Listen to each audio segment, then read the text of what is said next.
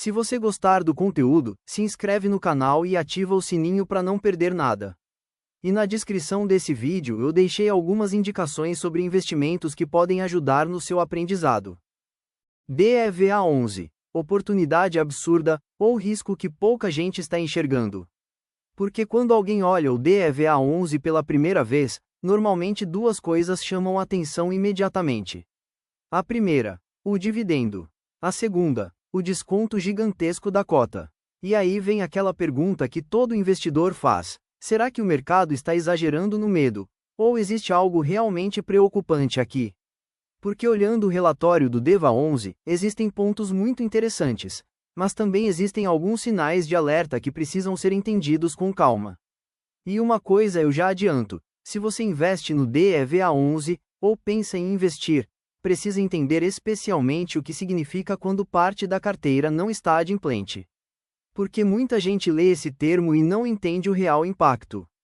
Então fica até o final, porque talvez você passe a enxergar o DEVA11 de uma forma completamente diferente. Vamos começar pelo que chama a atenção de cara: os dividendos. O fundo distribuiu 30 centavos por cota, entregando um dividend yield mensal de aproximadamente 1,19% sobre o preço de mercado. E aqui é justamente onde muita gente se interessa pelo fundo. Porque olhando superficialmente parece muito atrativo. Você olha um rendimento mensal alto, com a cota extremamente descontada, e pensa: caramba, isso aqui parece uma oportunidade absurda. E eu entendo esse pensamento. Mas existe um detalhe importante: dividendo alto sozinho nunca conta a história inteira. O investidor inteligente sempre faz a pergunta mais importante: esse dividendo é sustentável? Porque não adianta pagar bem hoje, e depois ter dificuldade para manter. É exatamente aí que entra o restante do relatório. Agora vamos falar do ponto talvez mais polêmico do DEVA11, o desconto gigantesco da cota. Porque enquanto o valor patrimonial gira próximo dos R$ 94, a cota está negociando perto de R$ 25. E isso gera um choque. A pessoa olha e pensa: como assim? O fundo vale 94 e está sendo vendido por 25? Mas aqui é onde muita gente comete erro. Porque patrimônio não significa automaticamente preço justo. O mercado não costuma descontar um fundo dessa forma sem motivo. Na prática, o mercado pode estar dizendo: eu não tenho confiança total na qualidade ou previsibilidade dessa carteira. Ou seja, o desconto pode representar oportunidade, mas também pode representar medo. E aí vem a pergunta que você precisa responder como investidor: esse medo é exagerado ou faz sentido? Agora chegamos provavelmente no ponto mais importante do relatório. E talvez o mais delicado. Segundo os dados do fundo, apenas 25% da carteira está adimplente. Mas calma, antes de sair correndo ou entrar em pânico, vamos traduzir isso. Porque muita gente nem entende esses termos. O que significa um ativo estar adimplente? Adimplente significa que está pagando normalmente, sem atraso, sem renegociação, sem interrupção dos juros. Ou seja, o combinado está sendo cumprido. No caso do DEVA11, aproximadamente 25% da carteira está nessa situação saudável.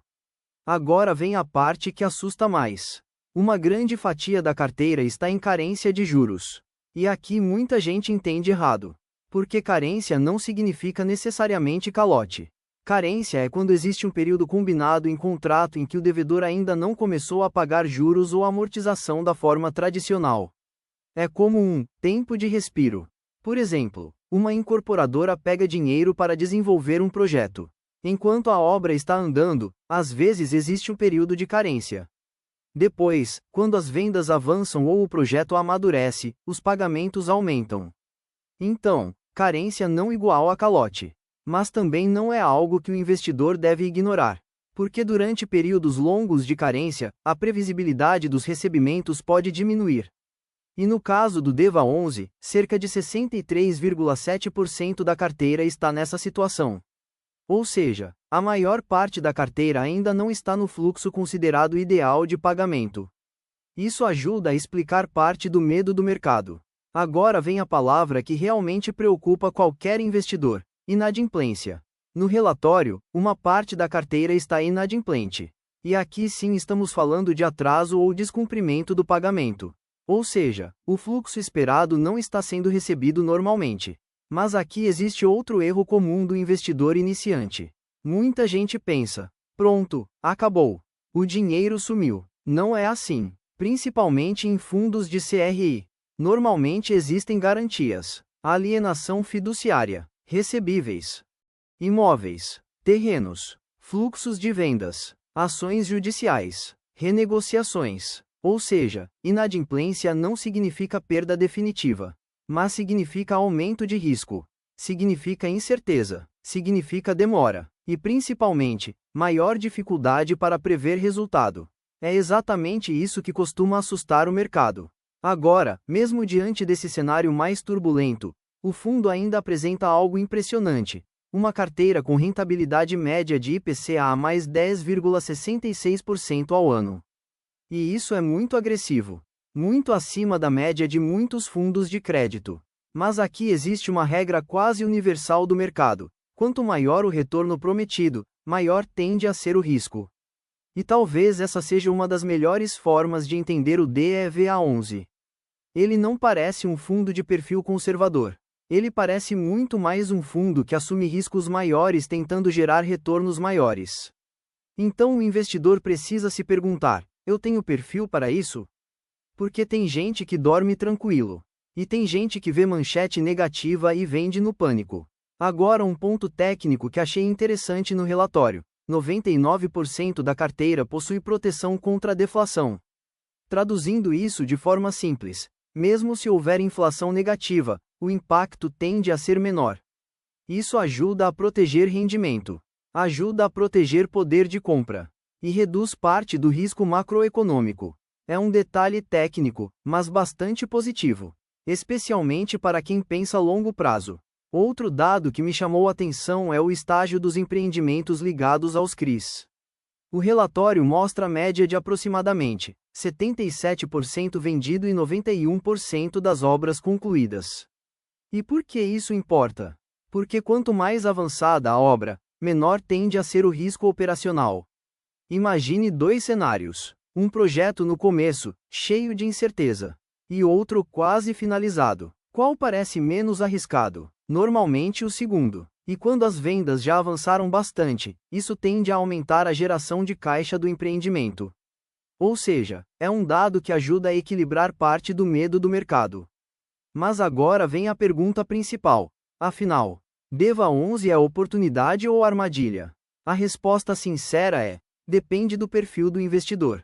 Porque existem coisas muito positivas: dividendos altos, desconto gigantesco, carteira agressiva, proteção contra a deflação, projetos avançados. Mas também existem riscos claros. Grande parte da carteira em carência, parte inadimplente, menor previsibilidade, maior sensibilidade ao cenário. Então talvez o DEVA11 seja aquele tipo de fundo que pode fazer sentido para investidores que aceitam mais volatilidade e risco, em troca de potencial de retorno maior. Mas provavelmente não é o tipo de fundo para alguém extremamente conservador. E aqui eu deixo uma reflexão importante: às vezes o mercado exagera no medo. Mas às vezes ele também enxerga riscos antes do investidor pessoa física. Então o ideal não é nem ignorar o medo, nem entrar em pânico. É estudar, entender, acompanhar os relatórios, ver evolução da inadimplência, observar renegociações, e principalmente, acompanhar se esses ativos em carência começam a performar melhor ao longo do tempo. Agora eu quero saber sua opinião. Você acha que o mercado está exagerando no desconto do DEVA11, ou você acredita que esse risco ainda é maior do que parece? Lembrando, isso não é recomendação nem de compra e nem de venda. Cada investidor precisa estudar o ativo e entender seu próprio perfil de risco.